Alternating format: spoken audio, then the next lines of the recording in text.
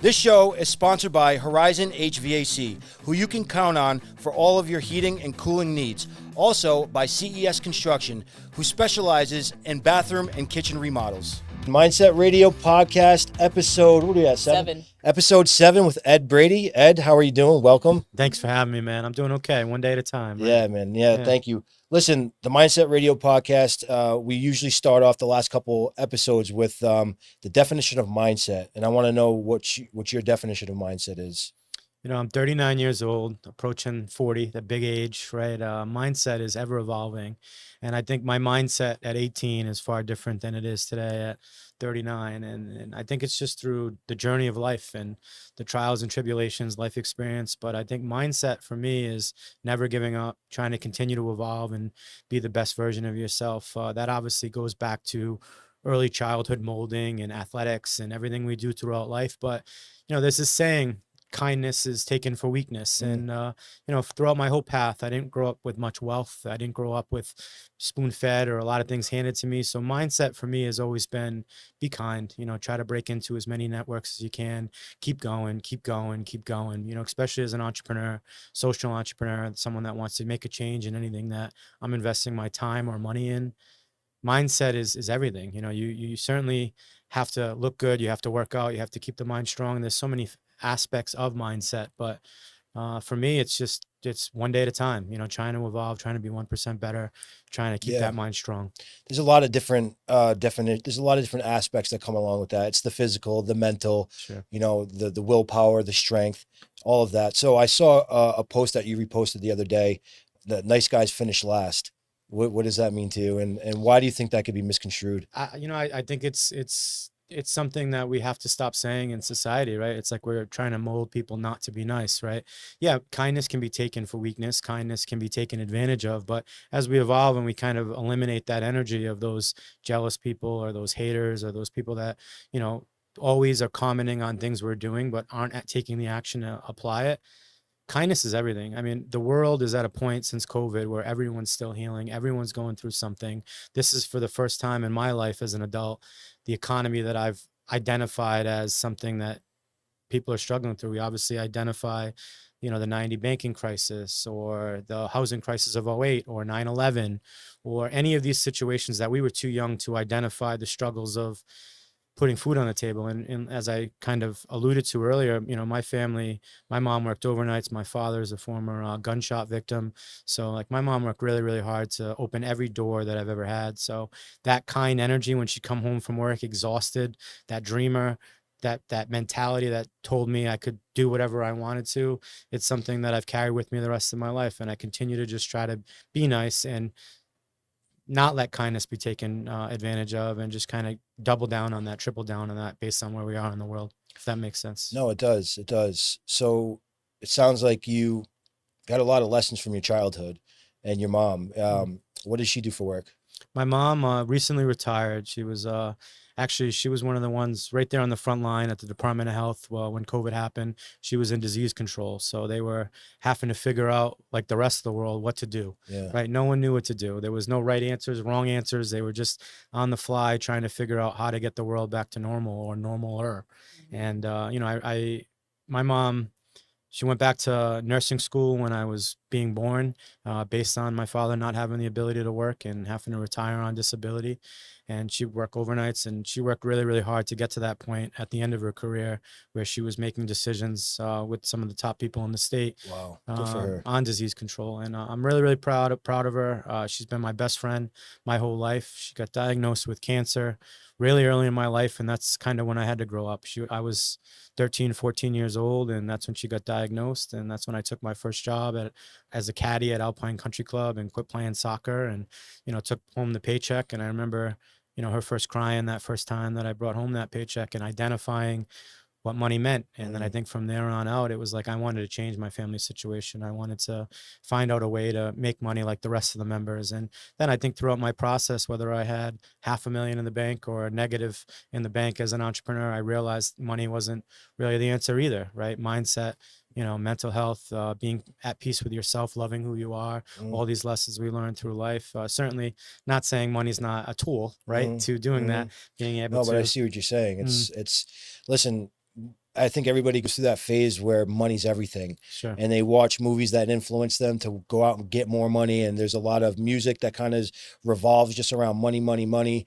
And when I think a big turning point in my life is when I kind of put that aside and I actually started working on like the things that I wanted to do. Sure. And I knew that putting the effort into those things would eventually just formulate some income somewhere. Sure. And it did. It ended up working. And there's pivotal moments in your life where you kind of though you can put that together. But you know, once you get to that point, which, you know, it's that when you realize that money is not everything, I think a lot of things start falling together. I agree. Yeah, Ever evolving. for right? sure, for sure. So when you hear of Ed Brady in Rhode Island, like a lot of people look up to you. A lot of people go to you Oh, for thank advice. you. I appreciate I that. mean, that's when I started this podcast, you were one of the top requested people to reach out to, and I hadn't known you. And you were very gracious. Like as soon as I reached out to you, you said, let's meet up right away. I mean, you put things in motion right away. And that's something that I can resonate with. It's like, you know, you have something in the top of your mind or you have something you want to do and you execute and you just do it.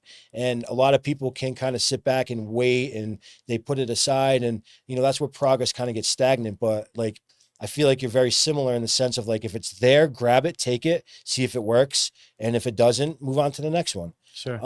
Who did you go look up to on your climb and your, you know, way to your own success? Who was your mentors and how did you find them?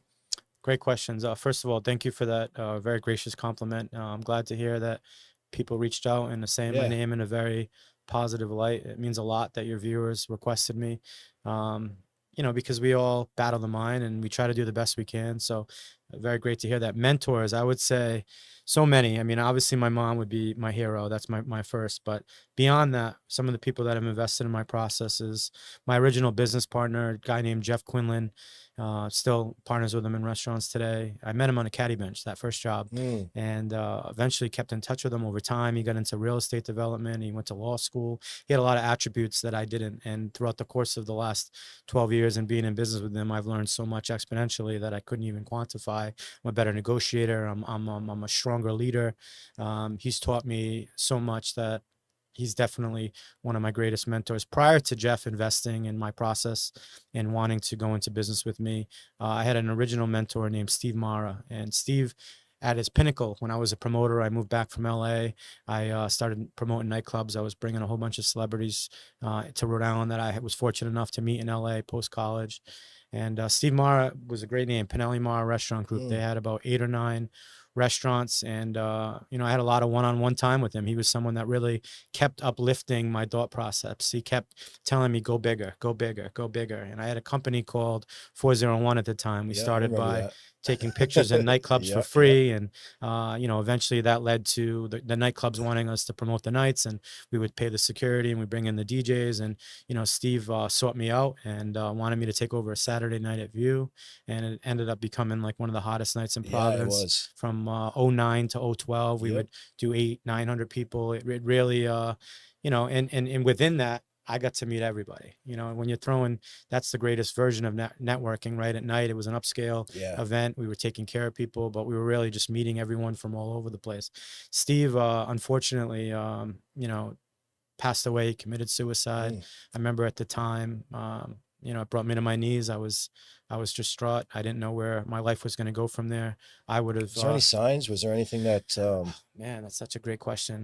You know, that's what you think, right? Like when you go back in your mind, and how many times I was in Miami with him 2 weeks prior, and we were talking about potentially opening up a place there later on in our process. So, you know, I couldn't clearly identify it. He was always happy. He was always uplifting. He did a lot of charity work. You know, 12 years now, I've been doing a homeless, impoverished dinner for the homeless community. I started it with him the first year that we did it. Was very, very giving soul, you know, and man of faith. And I've definitely became a man of faith a lot more throughout the course of my journey. But yeah, he was a great influence to me, and I still will never understand it, but I certainly, going through that early in my process, will tell anyone that's struggling, reach out, talk to your friends, know that people are there, and never give up. You know, I think as I've scaled life, I was just a promoter then, and, you know, I started to understand the struggles in a COVID pandemic, keeping the lights on, keeping employees employed, right? You know, having multiple businesses.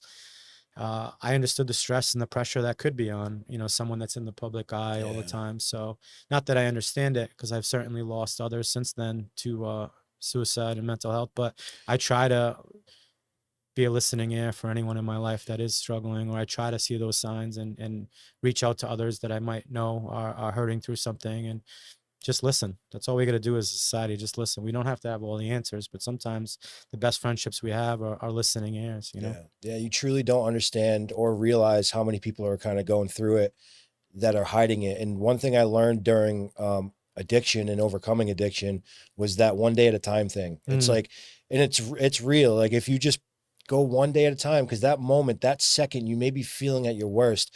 But if you just give it a little while and you take a nap or you go to sleep, call it a day and wake up the next day, mm. the serotonin in your body, the mood, the smell in the room, that everything has a reaction that may make you feel a lot different or make you feel better in that moment. And give you just enough energy to get up and just keep going for that couple minutes. And just, for any, it is tough. I had a friend, his name was Tyler Susi. He was an incredible guy. Um, he committed suicide, and I asked that question because there was no signs, when that happened, Sure. that I could pinpoint, and he was a good friend of mine. And it's definitely tough to deal with, but you truly just never know what anybody's going through just from the outside. Of course. I'm sorry for your loss, Yeah, yeah. in It's Tyler's it memory. was a while ago. He was a great kid. He's got a lot of family support, good family. It's just like I said, it's you don't know really what anybody's going through at that moment. And if we could stay on this topic, yeah, I mean, everyone's going through something, right? And it's like, I've never seen a place in society where we're this divided. It's like we are a two-party system, and everyone's fighting on the internet, and everyone's struggling from middle America financially, and it's really it's so above us, right? It's Yeah, it's such a macro issue. So like, what can be done? To your yeah, point, I'll go out if I'm having a tough day, and I'll vitamin D, right? And I'll listen to music. You need pauses. Like, life can't be all about work, work, work, mind, yeah, mind, mind, constant, constant, constant. We need to find joy. We need to go out on a boat with our significant other. We need yeah, to yeah. play hockey if that's it for us. You need to get out with the guys or the girls, What do you think causes that division? I mean, there's something in our DNA. There's something in our makeup, our genetic makeup, that causes conflict, resolution, building, knocking down, rebuilding. What do you think that all comes down to? Does it come down to control? Does it come down to money? Does it come down to, I mean, in your opinion, why is there always so much conflict? I think that's a layered question, and we could probably do a 2-hour podcast just Yeah, for on sure. that question. But specifically, I would say I didn't come from the 1%, and I'm certainly not knocking the 1%. We need the 1% to invest in the non 1%ers in order for us all to scale our thoughts, scale our ideas, and grow the future. I've always been a build with the village mentality. I think that when I identified at 14 years old at that country club, the only way to change my system was, one, work my butt off, Yeah, right? Work really, really, really hard, and two, build a network. And I think in doing so and surrounding myself with, so I don't know anything about HVAC. I don't know anything about a lot of areas that you might know about, I didn't either when I started the company. but you learned, Yeah, I right? learned. And I'm as learning. long Yeah, as we can keep surrounding ourselves with all sorts of people that have different mindsets than we do, that yeah, have different perspectives, that have different values, then my position has always been grow with the village, right? If yeah, my network grows, my network's winning, we're all winning. Just from the people I've interacted with throughout the course of my life and been consistent with through my friendships, I mean, I can get the governor on the phone, or the mafia, or John the painter, or Keenan Thompson, or anywhere in between. And that's only been from growing organic, true, authentic friendships. Not, can you do this for me? I'll do this for you. Life is not always transactional, right? It's like, I've played the long game of being kind, right? And the goal was always change. It wasn't like, I want to be rich, I want to be on a yacht celebrating it change with like in yourself. change within myself and society change. I Yeah, think, even if it's just a pub and grub that I was opening early in my career, that's now scaled to, numerous locations. What I'm most proud about is the teammates that we've affected throughout that process, the mindsets we've watched grow. Now they're police in the community, or they're, they're all living their dreams. It's the first question I would ask someone when they would join our team is, what do you want to do with your life? And then through that process of mentoring myself, I would help uplift them through that process to get to where they wanted to be. Hospitality, as we know, it's like, someone's coming in, they're only coming in for a year, 2 years, 3 years. We're trying to get to a point where it is a career, right? But there were so many souls that we've touched through the process that have went on to different things. Why do I, at the core of your question, which I don't want to avoid, why do I think that we're so divided? I think it's right now, because I feel like there's more division Yeah. now than ever. Politics is definitely polarizing, and I say that as someone that has served in government, learned in government. I was a public servant, locally in Cranston as a city councilman. I didn't anticipate being one. I never grew up and studied poli science and thought I was going to be a politician. I had a seat become available, and because of the community work that I was doing, the mayor asked me to fill a seat. And in 6 months, I learned a lot. I decided I wanted to keep investing my time, learn where our tax dollars were going, $300 million a year, and kind of learning how I could influence that. And I took that same mentality that I've scaled my life with in public service and got both sides together as much as I could, would listen, find a common ground. And even on a local level, we got a lot done in Cranston pre-COVID. And ultimately, many in my community were saying I could be a next mayor, or I could do this, or I could do that. But I think even at the core, I had to be happy with what I was doing day in and day out. I wasn't unhappy with that. This theater, 97 years old, was going to be knocked down. I heard a real estate developer was going to come in and bulldoze it. Went to the ethics commission after being serving for about 4 years, and got a ruling and went all in on trying to save it. So you graduated from Bryant University. I did. Yep. Did you graduate doing film and theater? My senior year, I found film and television.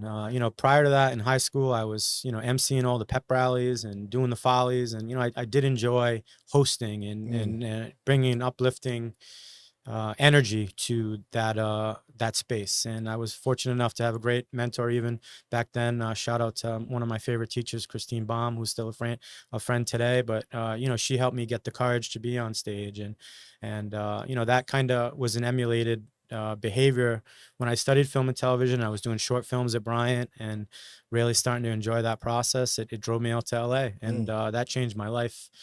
Talk about that. So what was it like moving from Bryant all the way out to LA, and what were the goals? What did you end up wanting to do when you got out there? And I want to say Bryant, if we could stay on that, one of the best educations that anyone locally. Yeah, my grandfather graduated from there. Don't sleep on Bryant. Yeah. It's like it's just, it changed my life. And I like I said, I don't know if I could have ever afforded to go to Bryant, but luckily played hockey.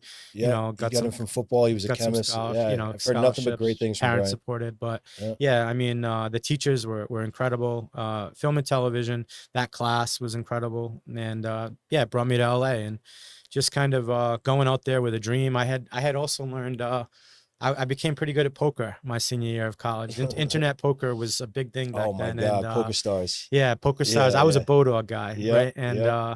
Actually, ironically, one of my first businesses was I realized they would give you $100 referral bonus if someone deposited $50. So instantly you'd make $50, right? So what I did is I started getting a whole bunch of credit cards for $50, and I would go up to someone, I'd say, sign up, use my code, and I would get the instant 50 bonus. So I'd make it 100 on the 50. I did that to a point where I got about $12,000, and that was my seed capital for LA.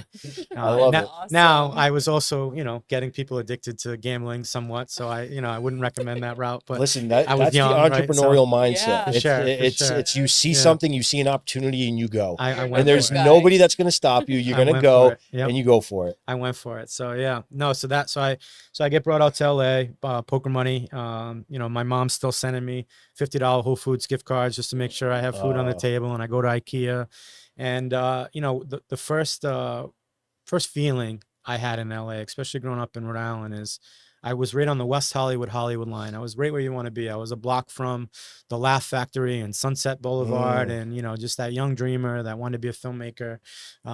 Exactly where I wanted to be. But I was also a street away from, the gay capital of the world, other than San Francisco. West Hollywood is a very loving space, and I got to experience that at 21 years old, and it was one of the greatest experiences of my life, being able to go to a place where heterosexuals, homosexuals, black, white, Spanish, didn't matter. Love is love. And I was in that environment really, really early in my life, and I just watched artists, just all sorts of different people, all sorts of different artists, whether they were a filmmaker, whether they're an actor, whatever, hairstylist, everyone in that space that I was in, all they were trying to do was make it. They were all from different parts of the country, different parts of the world.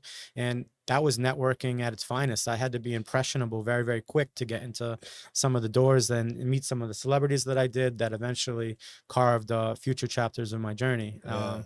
So that was kind of, I was able to, I went out there. I had a childhood friend that grew up 5-6 houses down from me. He was out there doing his thing. He brought me to the clubs. I started learning about club promotions out there.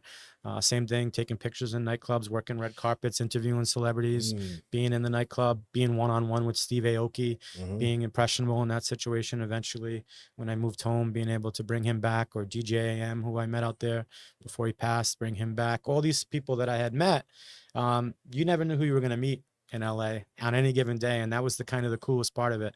Stayed out there about 2 years and eventually came home and said if I was going to be home, I was going to eventually try to make this my own Hollywood based off what I learned. So that's kind of like my best memories of LA. I think, yeah. That story that you so like when you go out to LA, she lived in California for some I was time as born in well. California, and I am so happy to hear positive reviews about the state. So I'm glad you had a great experience, and I love that you noticed that everybody's accepted in California, and that's where a lot of the love, peace, and hair grease comes, because it doesn't matter what shade you are. It doesn't. Sure. During the day, people love people, and I really wish that more of our country could see that and feel that, because that explains a lot of my personality. A lot of people don't understand me at all, but you put it all in one little package, so that was really awesome to I tried. I hear. talk really fast, so I'm Yeah, glad. no, you got it. You nailed it. That was a great review. And I love that you also got to experience it at a young age, because it obviously made you the promoter that you've become, and you're able to talk to anybody of any walk of life, and anyone feels comfortable. You had amazing energy the first time we walked up and met you. You were extremely welcoming, open arms, great smile. Your eyes are bright, and that's a lasting impression as well. So you nailed your experience, and I think that's incredible. Did you have I motivation? appreciate it. Thank No, you very you're much. welcome. Did you have motivation to bring that back to Rhode Island? For sure, for sure. And- I think and you can speak on this, that they're so far ahead of us in so many Yeah, ways, right? So it's like, absolutely. fashion, Everything. everything. Yeah. Yeah. I mean, so it's like when I came back, it was almost like, wow. I mean, out there was a company called 944.com. They were doing the magazines, they were doing the red carpet experiences, and I was, that there wasn't really that happening here in Rhode Island. And I became a promoter in 2008. So Facebook was just starting to come around, and MySpace was around, and I obviously saw an opportunity. If I put a little logo based on our area code in the corner of a picture, then I could build a following, and eventually, people would want to see themselves, and they'd be uploading them on those platforms. I remember your pictures were everywhere. Yeah, everywhere. yeah. I mean, Facebook, if you were going out that night, usually it was sponsored or there was a picture up from 401. It was impressive what you did. Oh, I appreciate it. I had a great team. Yeah. Just like anything else, right? So let's dig into that. How important is putting a great team together? It's everything. Yeah, it's everything. We can't, because I think most people don't understand that. So like people look at the outside of what we do and they're like, he's got this, he's got that, he's got 2 businesses here, he's doing that. How can he do it all by himself? So a lot of people kind of say, he's not serious about everything that he does. And I told Sheena this the other day, I want to take a video, or I want to do a nice something with my whole team and say, these companies are not just me. It's everybody that you see here. Sure. So when you say, Horizon HVAC, CES Construction, any of my other stuff that I got going on, it's the team that we have behind us and that we have working with us that really puts in the groundwork to make all that happen. Sure. Absolutely. We have 2 things, right? We have money, or we have time, right? So obviously early in my process, I had to do a lot of sweat equity to, obviously be an entrepreneur and have equity in businesses. But I learned at Bryant at a very early age that 100% of zero is zero. So like, I'd rather have 20%, 30%, 10%, 15% of a whole bunch of things, of a whole bunch of teams that I believe in, than just out there on my own thinking I can do it all independently. And, I've met so many people that are smarter than me, that might work harder than me, and I think I work really, really hard, but, it's everything. You know, you got to try to find a way to surround yourself with like-minded individuals Yeah. that are uniquely different, that provide a lot of different values than you do, that all have the same mission, which is hopefully change. Even if it's change for your family, change for your direct situations, change and buy into a mission of collective good. We've raised millions and millions of dollars, and that's one of the things that I'm not saying it in a boastful way. You know, I know the direct impact we've made specifically on Cranston and even beyond Cranston Yeah. by having great alliances, great teams. The goal of any business is to get to a point where they're running themselves and you're almost invisible. Yeah, right. for sure. I certainly, you know, I've had my adventures of successes. I've had failures, and you know, early in my process, if it was a failure, I was so hard on myself. But Yeah. you just got to learn as you get older. Quick pivot. You know, it's not a failure; it's a lesson. We've I never welcome, done any of I these welcome things, them. right? I Yeah. really do. So, you know, that's any advice I'd give to anyone, and don't be afraid to ask questions. You know, Yeah. like earlier in life, maybe I was, you know, and now it's like, nope, I don't know this answer. I'm gonna try to get this person on the phone, humble myself, and try to get the answer as quick as I can. So you, all right. So you came back to Rhode Island. You started doing your nightclub promotions, and you had And selling copy machines. That was the Ah, worst. That's I good. think the only job I've ever had outside of trying to build my own. so literal copy machines, like printing copy Horrible. machines. I was miserable every day. So let me Yeah. guess how that happened. So you met somebody that said, "Hey, I got this great idea, or I got this. We can make a lot of money doing this. Let's try giving this a shot." Partially. Yeah. So I came back from LA dead broke, right? You know, kind of a little. I got into a fist fight. So the scar that I have here, That's from a fist fight. I was protecting a friend. Yeah, Okay. and someone had a key. They hit my face. I thought that was this young model. My Mhm. career's over. I'm coming home, and I'm like, I'm giving up on my dreams, and I got to get a real job. I went to Bryant, you know, and I did it for like 3 months, and then I just was like, I can't do this anymore. I just can't do it. And you know, I had this, like, I had put it on paper. I started the business plan for 401. Startup cost was very limited. It was a camera, right? And I knew I could put the sweat equity in myself. So I started taking the pictures myself for free, uploading them on a website, leveraged a website developer. Did people take to that right away around here? They really did. I got to be honest with you. Yeah, like pretty fast. And, you know, I had a strategy in mind, and I certainly had a collective group of friends that supported the mission at the early start and were taking the pictures with me. And you know, I did kind of come back. I was in a couple films out there. So like I had a little bit of a profile, and people were kind of, you know, they knew who I was. So yeah, I'm very blessed on how quickly that scaled, for sure. So there was an investor that approached you during the nightclub scene and wanted to talk to you about investing into a restaurant. Did you have any restaurant experience at all? Outside of promoting nightclubs, limited. You know, my first job for a summer outside of caddying was at Twin Oaks restaurant. Worked there, so I certainly knew a little bit from being a busboy. But no, I didn't have much restaurant experience specifically, mostly nightclub.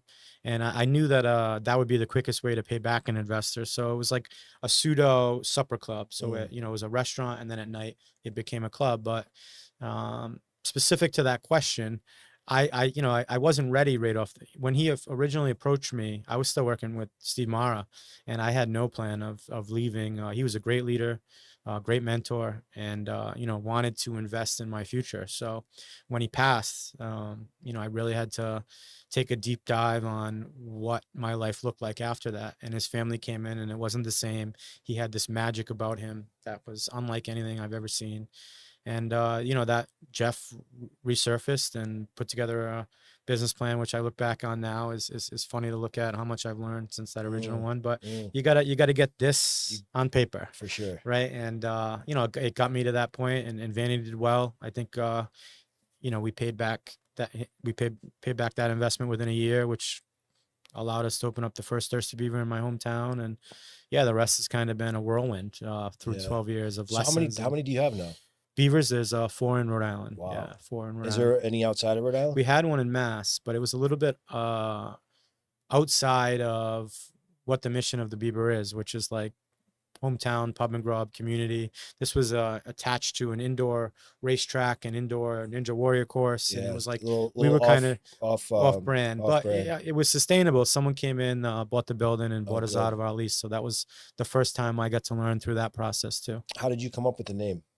Jeff's family, my partner, actually had an original location down south, and not the same cute logo, not the same vision. It's more like a saloon, but that's where the name derived from. And then it was a lot of fun, kind of playing with an artist and coming up with a family friendly mascot and somewhere that my child can go and enjoy it too, or my grandparents can go, and anywhere in between, whether it's a college kid that wants to go out and enjoy karaoke, or it's kind of amazing to see how it's scaled into these different communities with the same mission. We're still doing trivia for a cause to raise money, and we're still doing the 5Ks in the community to raise money. We're still partnering with any local organizations to try to impact change just through getting people back together. So for somebody who wants to be an entrepreneur, like I noticed how you kind of are able to network with just anybody at any time. And it seems like people want to do business with you a lot.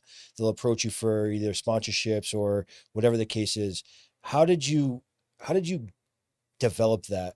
How did you develop that kind of, you know, that aura to be able to have your hands in so many different areas? That's a great question. How did I develop that aura? Thank you for saying that. I have bad days just like everybody else. Of course, right? we all do. No, I think it's continued evolution of mind, continued investment of network, investment of reading, investment of building the mindset, becoming the best version of myself. So, throughout my process, like I said, I think earlier in my process, money was everything, like we've talked about earlier on this. Later in my process, change is everything. The legacy I want to leave is in the network, in the relationships I build. I've been to people pass. We've lost people. We've talked about it earlier on this podcast. I would hope one day, whenever that day comes, hopefully a long, long time from now, that I've touched a lot of lives. I can't take my materialistic things with me. I can't carry the hearse. You got to figure out a way to sustain all of our dreams. You got to figure out a way to make them mildly profitable or profitable so that you can keep chasing your dreams. It's your legend. Say that again. Your legend. Oh, no. One day at a time. One day at a time, but you're thinking you're building your legend. Your legend. Yes, for sure. Yep. And it sounds like you developed a lot of your ability to speak with, or being flexible to speak with anyone from Hollywood, because at that point you had mentioned you needed to be impressionable with the people that were already in the place you wanted to be. And you were able to bring that back here clearly. And develop it into your own. I would really love to hear more about your theater project. There is a newspaper clipping that just came out recently. I think it was the Cranston Herald. Oh yeah, Ash, can you pull that up? Yeah, that's a really good. I love. Yes, I was there the other day, by the way, and I was on stage just looking out into the audience. And was that renovated, or was that like, so when you got that project, was that area already like that? By the way, I didn't know how much it took to just open curtains. Yeah. You should see this pulley system they have. Is it incredible? It's absolutely wild. I've never seen that. But so the chairs, the upholstery and stuff like that, was that already done like that? Or did you have to, how much money and what did you put into this? Great question. So this theater was built in 1924, and so to be in it's going into its 100th year. I think when I was on the council and realizing and identifying it, that it was the 97th year. And I was learning at the time, and they weren't going to tear down Fenway if it hit year 100. And, it's historical. I knew nothing about running a theater. I knew nothing about the pulley system. I knew nothing about any of it. But all I knew that as an artist myself, and I think everyone's an artist, is I couldn't see it get torn down. So Pi Patel, a gentleman out of New York, he, from the years 2001 to 2009, when the theater was closed, invested about $8 to $10 million and got it really back to life. Now, in 2019, the doors shut right before COVID, and it was closed for about 2 years. So there definitely had to be a lot of work done. Okay. He did a lot of the majority of the work, but to get the building back to code, to get the building back to life, hundreds of thousands of dollars had to be invested for me and my partner. A lot of lessons within that. The theater is absolutely beautiful. It is. It's awesome location too. I agree. Yeah. I agree. Yep. So great news in our fight, which has been a wild fight. So the ethics committee, made you resign from your position because of this project? And I can understand why later in the process. I didn't understand at the time, but essentially they didn't want to see that I was getting any favoritism being a public figure in Cranston. And, I did it the right way. So interestingly enough, I'm talking about Pi Patel and the money that he invested. I never even got to talk with him. That was one of their rulings with the ethics commission, is my partner had to deal with all the initial discussions and negotiations. I couldn't even talk to him. So I didn't get to meet Pi. And what's the overall reason for that? Just so I can understand the rationale, and ethics commission, I think is incredibly important. It keeps public servants It's needed ethical, for sure. Yeah, right? it's And needed. they're looking at the donations, and they look how we spend the donations, and they really regulate all of it, and to a point now where I think it's, from my experience, a very, very, very good thing. Why the ethics commission ruled that at the time, I didn't understand, Were but they saying because you could probably raise more donations being a public figure in that area rather than an average person? well, let me fast forward the story. So we did about 42 shows in the main theater, and when we were able to reopen. Early in the process, we had a gutter backup, and that was the scariest point of our process, because we had just invested that hundreds of thousands of dollars, and we had a whole lineup of spring and winter shows, and the gutter backups closed the doors. Cash flow became non-existent. We had to liquidate whatever we had left just to make the doors be able to reopen, because Mhm. Cranston shut us down. So we were able to successfully do that, reschedule all the shows, and then go on a really positive momentum track record where 42 shows in a row, 38 out of the 42 were profitable. We were able to show proof of concept. Our original vision wasn't to be managing the theater. Our original vision wasn't to be opening a cafe, opening the restaurant. Like we were restaurant guys. We could do the restaurant, but we were trying to recruit Live Nation or Yeah. larger theater operators to Mhm. come in and lease the theater. We didn't have proof of concept. Not a lot of people were investing in saving historic theaters post Mhm. COVID. There was so many questions about that in general. Theaters were actually closing down nationwide. So you So bought it in 2019, 2021, it closed 21. in So it was 19. right around when everything started coming back. We were. I think the That first was a good theater that move. said you don't have to wear a mask. That Wow. was a good move. So and you could just, and again, I think that's kind of just trying to show on a macro level, like I'm just trying to bring people back together Yeah. to enjoy music, to enjoy Mm. arts, to enjoy getting out, putting your phone down and enjoying each other, go home, enjoy family, enjoy friends. And we were very, very fortunate for the public support that we did receive. Certainly a big project. I didn't realize the amount of funding that you're going to continually keep needing on these old buildings. So there were a lot of lessons within this, which eventually funding ran a little dry. We found an $8 million, at the time it was 6 million, now it's 8 million, federal grant that was available. And I'm not afraid to talk to senators, talk to uh, the governor, whoever it may be, to see Mhm. how I can reach funding. And that's where I started to understand it. Now, if I'm serving on city council and I'm going after this funding and I'm a theater operator, am I getting preferential treatment I get it. because of that? So Yeah. so that's when I started to understand it, but I did everything right. So where I started to get a little frustrated in the process is when we found this grant and it wasn't being utilized in our city, and we brought it to our city, and then it became this big political war because former Republican councilman in election year is getting preferential treatment, and I'm in the press and I'm reading stuff about myself that's just not true, Yeah. and I'm hearing things about myself, and you wonder, do I have to defend my character? Do I have to, like, Media warfare. It was media media warfare. warfare? Yeah. And ultimately I didn't. I wanted the story to be told just through the continued fight, and I just kept fighting. And we knew our vision, and we didn't get the grant, unfortunately. The grant, Oh, there's an article that says City of Cranston says no thanks to really? $8 million, which is still mind-boggling to me, but that's another story for another day. But What are those grants used for? Like, so is that a Cranston-based grant? Sheena is starting to get involved in grants, and she would like to understand them a lot more. sure. She understands that there's a lot out there. There's a lot of opportunity out there, and like you said, if you're able to prove what you're doing is a sustainable idea or going to help the community, I feel like that's what those grants are used for. Correct? Yeah, so this grant specifically, here's the thing about grants, which I think a lot of normal civilians don't truthfully understand. Like, if they see a $3 million Knightsville project being redeveloped, right? They're like, why are they spending that 3 million on that? They should be spending it on that. Well, a lot of these grants are carved for protecting public space, right? So Mm. that's why it was spent on that. You can't spend it on anything other than what it's designed for. So federal money is like the best money that you could ask for. It doesn't cost local Cranstonian tax money dollars. It doesn't cost the state tax money. It's like a free gift from the government. This was available from a governor initiative, which was on the core of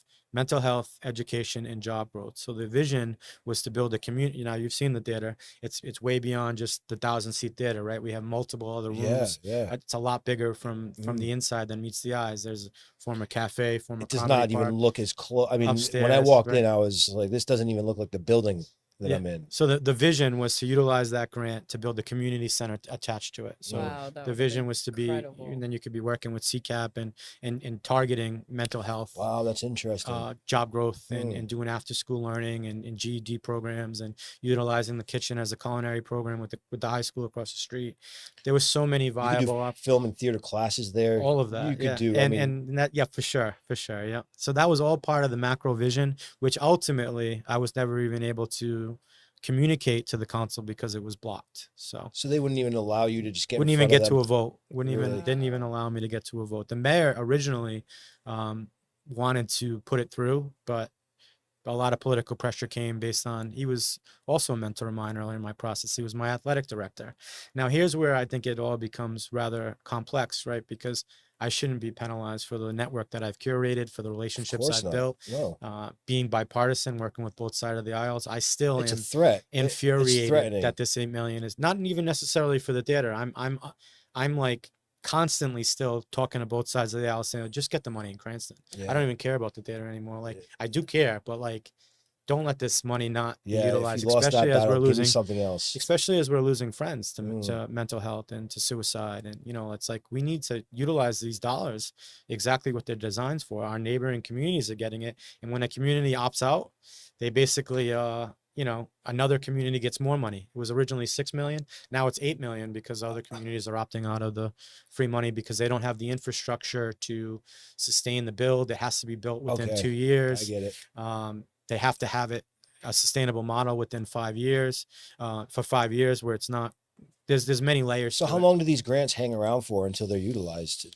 We're definitely in overtime at the moment. So it goes from 5 to 6 to 7 to 8, and is that as long as it? Essentially with this particular grant, if after 5 years the city of Cranston would be able, let's say the city of Cranston decided they wanted to utilize this grant and they could acquire the park theater, and then they'd have millions of dollars to make it a state-of-the-art facility even beyond that after acquisition.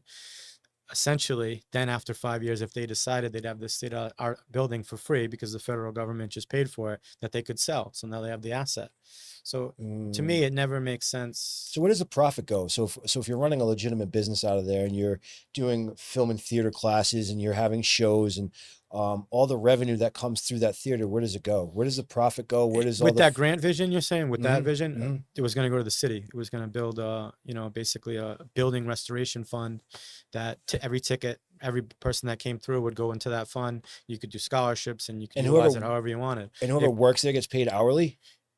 Is Whoever works under the management contract, correct. yes, they would essentially Mhm. be running the theater. But the model that I had presented with the $8 million for free certainly was going to make the city of Cranston money over time. Just like I could tell you this as something I've learned through my journey of exploration of theaters. And East Greenwich Odeum, their community raised their theater millions of dollars. When Socket went to bond for millions of dollars to protect arts for the Stadium Theater.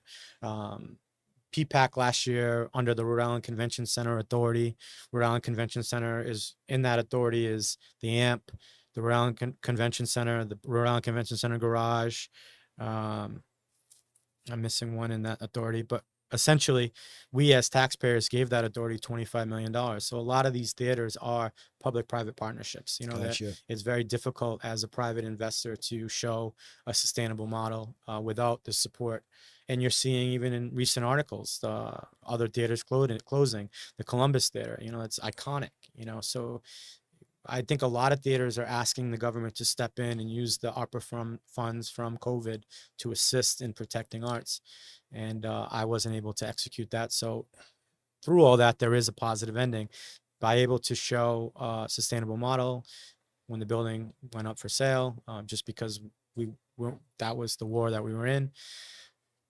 Spectacle Live, which is a very reputable regional management company. They run 11 other regional theaters, stepped up and wanted to come to Cranston. And through a couple months of negotiations, we were able to Excellent. land them as a management contract, and the theater's going to stay alive. So it's something that I can't even, where Now, do is there we, a contract for that, or do you have like a typical contract that you have that theater for? we had to craft it so that everyone involved was obviously happy. And including in that was, I guess I talked on Mr. Battelle earlier in this conversation. I was able to meet Mr. Battelle finally in our renegotiation discussions, and the former guy that invested 8 to 10 million, who's my note holder. And what a guy. I mean, very, very fair, helped me in my negotiation strategies. I met Pete Lally from Spectacle Live, who's the management company. I mean, everyone, there was, even in my own evolution of negotiation, I was becoming a stronger leader throughout that entire process. So still trying to rectify each situation through the process day by day, just kind of keep learning. But I'm really, really excited for this team and the investment that they're about to make into our community to keep arts alive. Amazing. Yeah. So what's your first plan there? What do you have a big kickoff show? Do you have what's your plans? Because I'm stepping back a bit, Mm-hmm. and I don't want politics or anything to be in the way of arts, magic. So Spectacle Live. So so you're not a part of management, is that what you're saying? Yep, they're Gotcha. the management company. I'm currently the building owner with my partner, and really the goal is just to keep that building in tip-top shape through the assistance of people like yourself. Thank you for going on the roof the other day and checking it out, checking out the HVAC, getting us back to where we need to be, and just keeping the building alive, man. Protecting arts, protecting history, giving them the opportunity to excel at what they're good at. That was never, like I said, the vision was never for me to be producing all the shows. Certainly had a little bit of experience in that at a lower level in the nightclubs and things of that nature. But I mean, I was praying a lot, and this is from God. I mean, their team is top notch, and we're very lucky in Cranston. That's amazing, for man. their path ahead. Yeah. So throughout your theater, you met Keenan's manager. Am I saying that? It's Keenan, right? Not Kel? Oh, Keenan Thompson. Keenan Thompson. And you were called on, you were able to get involved in the Good Burger 2 making. I was. How was that experience? How did that happen? And that must have been like a lot of fun. It's a young kid that went out to Hollywood with a dream. This was electric. I mean, having the opportunity that I had, I was able to be invited to New York City through a friendship that I had met earlier in life. Keenan's partner. Went out to LA, got to go to SNL and watch Elon Musk and watch that episode and spend some time with him after. Went to pizza and formulated a relationship, got invited back and got a lot of one-on-one time with him and his partner. And really at that point, I wasn't selling Ed Brady. I was just kind of talking about Rhode Island and our beaches, our food, our culinary scene. And eventually it led to, I heard that Good Burger 2 was going to New Orleans, and I had a meeting with Steve Feinberg, who runs our film and television department here in Rhode Island. And I told him about the possibility of hopefully luring it from New Orleans to Rhode Island. And he made some calls. He got Paramount and Nickelodeon on the line. And I was on that call with Keenan. And after about a half-hour discussion, because Paramount had never shot here, it was I mean, I have goosebumps even thinking about it when Keenan said at the end of that call, we can film this in New Orleans, but if you want to make me happy, I'd like to. So Keenan went to Paramount and was like, listen, I'd rather shoot in Rhode Island. Like if you guys would like to make me, I don't want to misquote him. He said, listen, I'll shoot wherever you guys decide. Yeah. But, and he had been up, he visited Rocky Point. He had, he had seen our state. We had went around. I think he really enjoyed, Rhode Island and what we had to offer. So on the end of that call, he did say, I'll shoot wherever, but I would prefer to shoot at Rhode Island. Obviously, ultimately, it was still Paramount and Nickelodeon's decision on where they wanted to film, but they had enough faith to, based on that call, come here. And from there on out, it was electric. I got to be on set every day and never worked with a better talent. He he'd stay after a 12-hour shooting day and take pictures with kids and want to stay around and sign every autograph. And we were able to go to a lot of restaurants locally and show love to our culinary scene. And I would say thousands and thousands of people he took pictures with. And he was just back in, he liked Rhode Island so much that he was just back in town last week visiting again in Block Island and enjoying Nino's Pizza in Cranston, and just a really, really dope guy. Yeah. Was that one of your goals when you moved out to LA? Did you want to become an actor? Originally, and I would say, after a little bit of that, I really wanted to be, believe it or not, the guy behind the scenes, just kind of making the magic happen. And I was trying to like see what each role consisted of and see how I could, just like any business, build a team to make a film happen. And yeah, I'm still learning every day, right? That's still a goal. I think Rhode Island has so much potential, and I'm learning more and more about grants and tax credits and things of that nature. And for those that don't know, Rhode Island, we have a pretty good tax credit right now. You get 30% back for any investment. So if, let's say, a $20 million film comes, you get $6 million back. You're supposed to utilize those dollars for job growth, right? Giving Rhode Islanders that work, utilizing it for food and local Rhode Island-based companies. I think just from that film alone, $11 million came back to local businesses and tent rental companies. I'm in business now with a gentleman named Ryan Fournier, who owns My Son's Inflatables. That relation happened from that film. He wrote me this beautiful email saying like he didn't know where his business was going, and that one film itself kind of like gained him the momentum to keep going.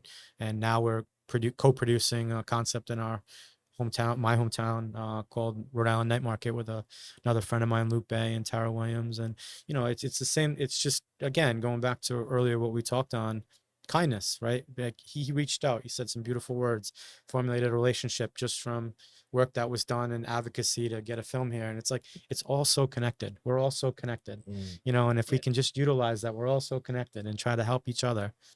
I don't know. My story's still being told. Your story's still being told. All of our stories are still being told. But I like to be the one that supports. I like to be the one that tries to put our differences aside, try to find a common ground and perspective, try to understand a little bit more about people. Psychology was my minor in college, and I certainly utilized it in poker playing in different points of my life.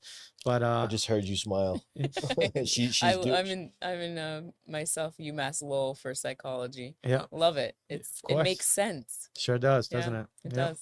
Helps you just be a better human with other humans. But yeah. Have you read the book The Four Agreements by any chance? Yes. Yeah, yes. It's profound, right? Yes. I mean, don't make assumptions. Don't take anything personal. Yeah. Everyone's always going through something. Be impeccable to your word. Absolutely. Right. It's just continued education, right? Like when we're younger, we're molded or trained. We got to win. You got to win that game, or you get all this pressure on yourself. And I think as you get older, it's just like, what does any of it mean? Yeah, like, I still put that pressure on myself. And it's not a bad thing, right? Yeah. We want to, you have to, in one regard, you have to, because otherwise you're not going to get out of bed. Yeah. Right. But like, I've also recently been, studying Marcus Aurelius and the Roman Empire and Stoicism. And we're all, there's billions of stars in this galaxy. And, actually your partner was talking to me about this, that he was the one referencing it. And, life's like that, and the things that we were worried about yesterday, like are already gone. Like we can't change anything about our past. Like stay in the moment. That's the one thing I realized, because I had panic attacks in my 20s. I had anxiety. I had depression. How did you deal with that stuff? Learning. Were you ever on any medication? I was. Yeah. How did that affect you? It just made me blah. Yeah. The dreamer in me was very blah. It went away, right? And it was. I think it was same thing, getting back to core principles of finding balance in my life, reading. Ultimately though, like I think it's staying in the moment. It's like we're in a world where social media was a great thing, right? It has us all connected. We can get information at the tip of our fingertips. But when we grew up, and we're all similar age, when I was 16, like I didn't have a cell phone. I was out playing. I was doing manhunt. I was in the moment. I was always in the moment. I was with people. I was listening. I wasn't going like this and, oh yeah. It was, and there's certainly certain points in my process when I'm disconnected or I can't be in the moment. But I'm really, really trying now to start my days with a little bit of meditation. Don't look at my phone. Yeah, shower. We're trying to get into that rhythm. Well, our problem is we don't get enough sleep. Mm. Sleep is so important. I mean, Crucially. it's so like tonight, it's 10 o'clock. We're probably not going to get home till 11. I'm still going to work out. I'm probably going to go downstairs and do some cardio, maybe read a little bit. We're going to stay up and just talk probably for an hour. By the time we get to sleep, it's going to be 1:30. It happens to us every night. And we say, let's try to, and we can feel it the next day, but it's when you're just constantly on the go and your brain is telling you that you need to do more and more and more, you kind of forget those small little things. So like waking up in the morning and reading a book or putting your phone away for half an hour, those crucial little things make such a massive difference. Certainly do. And just like going for a run without your phone, or going, when we have conversations at night and try to put our phone aside, it's like those things are massive. They're massive because it's stuff that we didn't have before.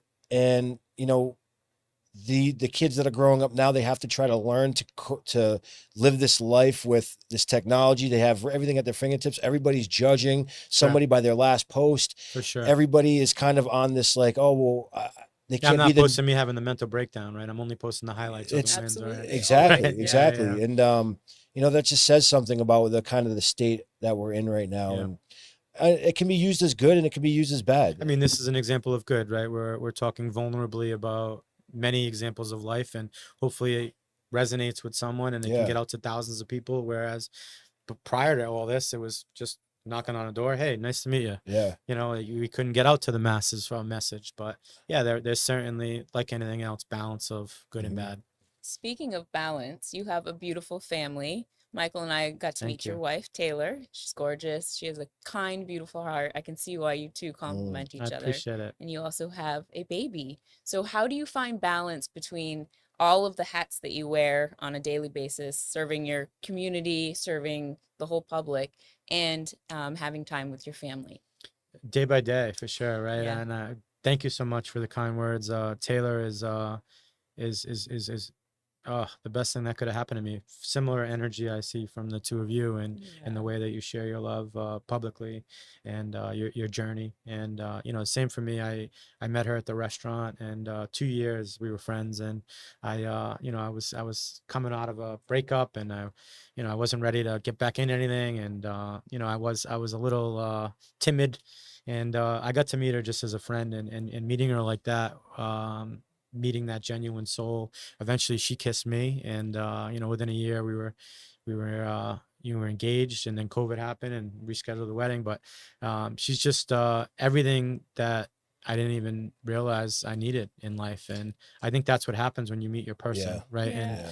And any prior, I think we all have insecurity, we all have doubt, but if you can surround yourself with someone that no matter what, good, bad, is right there with you, right? Believing in you, telling you you can make it happen, you can get out of this. It's everything, right? It's like that voice in your ear that's like, you can do it. You can do it. It really is. Yeah. When you have somebody that believes in you so much, and even if you're having a bad day, or you're involved in a project that you think might go sideways, or you're doing a bad business deal and you don't feel good about it, but they say, follow your gut, do what you do because your instincts I trust. Yeah. And when you hear that stuff all the time, it's like, man, like it gives you that courage to just really be genuine, make decisions that are based off of real thought and just like, your gut instincts, because a lot of the times, this type of business, it calls for just gut instinct sometimes. For sure. You just can feel whether it's good or if it's bad. Your gut's very rarely wrong too, It's right? very rarely wrong. There's been 0 times that I've ever said, oh man, it just, you got to always go with your gut. Yeah, I agree. Sometimes our heart won't allow, the heart will give that person another chance, right? The gut is right. I'm that person. I always want to believe in that person. Yeah. I always want to give them a second chance. Oh, they stole $10 out of my wallet. Listen, I know that they were going through it, and this has happened. Sure. I know they're going through some stuff right now. Sure. Let them get to a good place, and then you go back and you reach out again, and you give them another chance, and your gut may be saying, don't do it. You're going to get burned again. Yeah. But you want to see, at the end of the day, we all want to see everybody do good, especially the people that we surround ourselves with. For sure. The better the people do around us, the better you can uplift yourself, the better that you feel. And, you know, when you're around a group and you have to make that tough decision of like, I got to put them aside to continue moving with my journey. Sure. That can be some of the toughest decisions you make in your life, because that person could be, you know, someone you grew up with, or someone that you truly, you know, or a cousin, or someone who's sure. family. You have to make those decisions. Yeah, I've had a lot of friend breakups in my process, and it's difficult, right? Yeah, I mean, yeah. especially you know, I'm a loyal guy, and always, you know, I was raised to be loyal. But you know, if people around us aren't willing to evolve, especially as a new father, you know, you find the true purpose of life, and you know, yeah, you have to make those breakups. You have to do those hard separations as we continue to evolve and want to grow. I want to be in networks of new energies and new souls and new people around me, so that my son can have the best life that is possible for him. And, you know, I'm willing to make those sacrifices and those tough decisions while I continue to follow my gut, to just keep trying to evolve and grow and be the best version of myself for not only my wife, but also my child now. How do you And that's deal? purpose, How right? how do you deal with those people that want to see you fail? How do I deal with it? That's a great question. You know, my father, you know, he grew up in Silver Lake, Smith Hill, and he's a tough guy. You know, he's and as he's evolved, he's gotten a lot softer.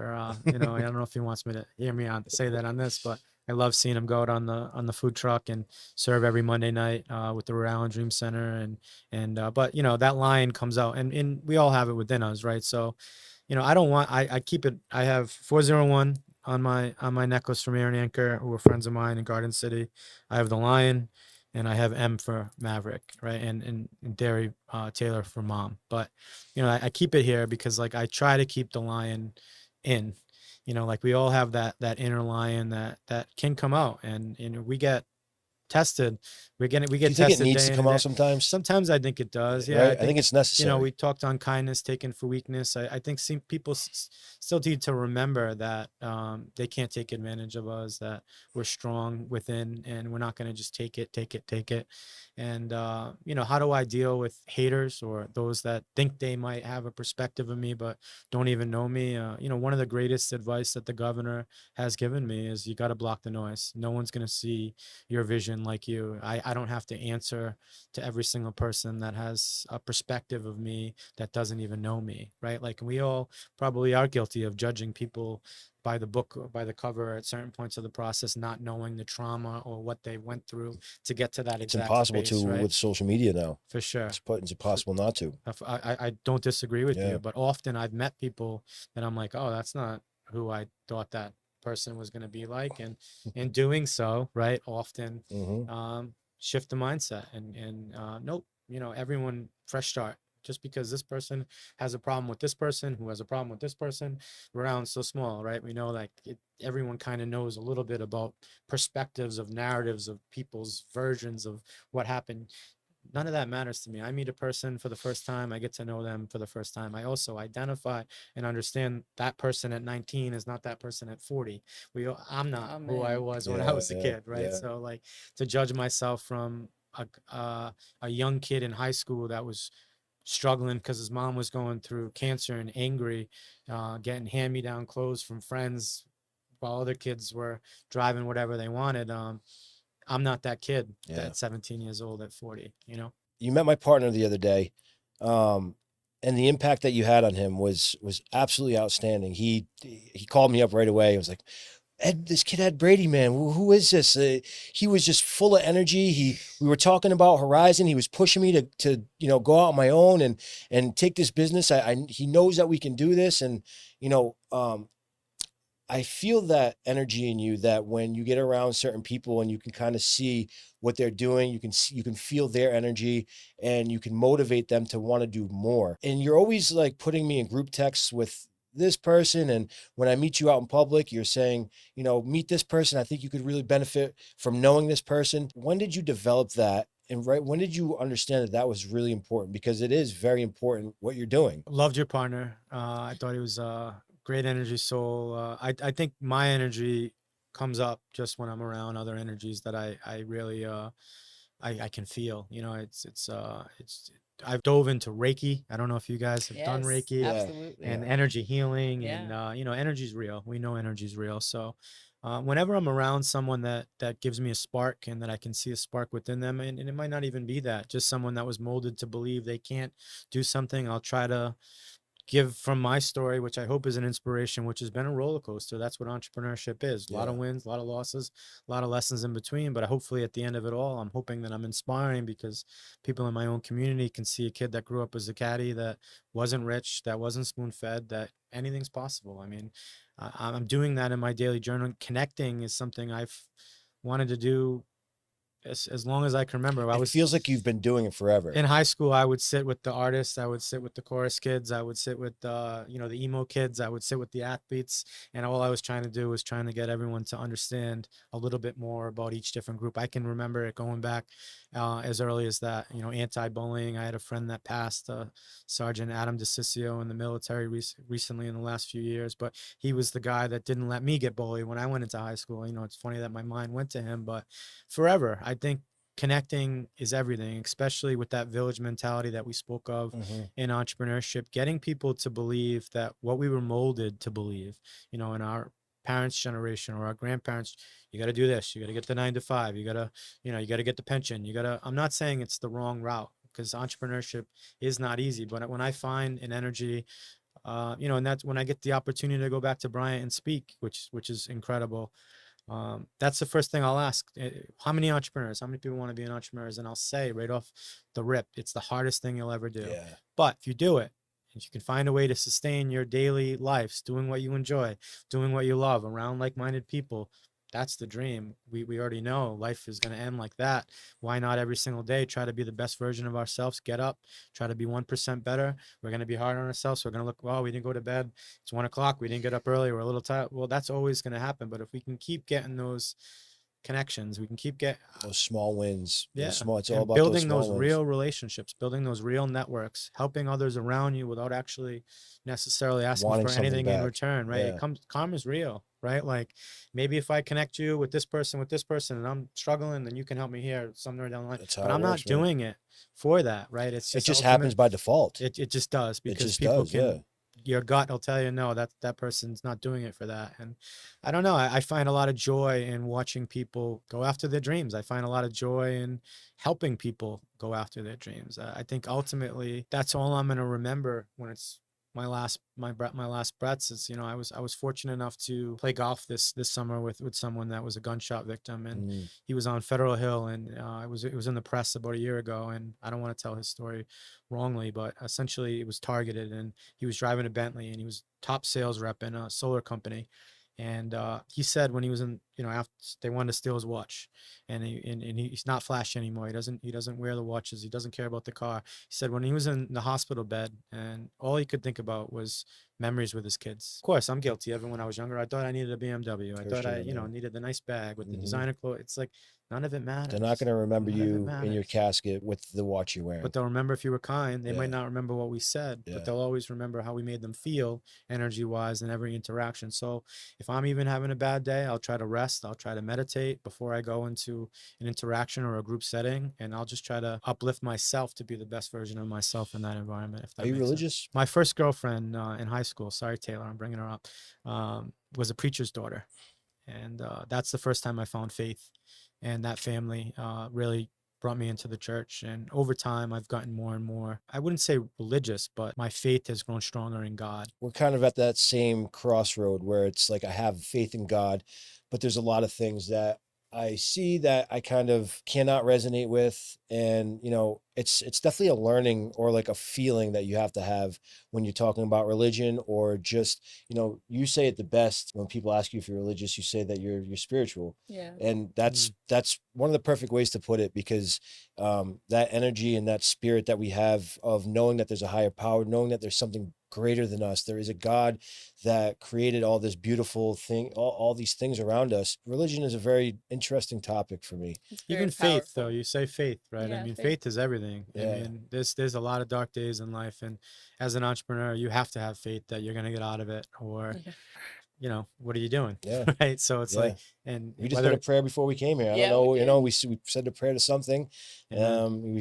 A higher power. There's, Yeah, I mean, yeah. it's Amen. undeniable that we are not the only. So there's has to be something that was higher that created all of this wonderfulness, and that you can believe in, that you can have faith in.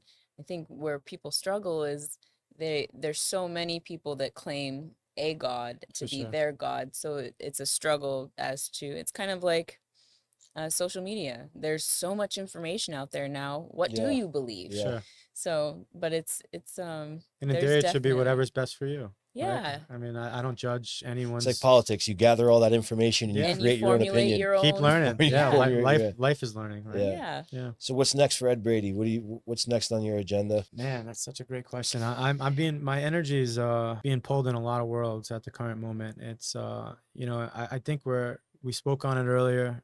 We're in a very divisive world. Every day I'm just gonna try to do my best to sustain my current businesses, but at the core of it all, make change. Talk to people, listen, have impactful conversations, hopefully continue to be invited to have seats at the right tables. And if I don't have seats at those tables, make my own tables. The core of it all is change. And if hopefully bringing more and more film here, hopefully doing more and more good, building community relationships, watching people come back together, enjoy music, enjoy art, enjoy life. Let's get past this crazy thing called COVID. We know it existed.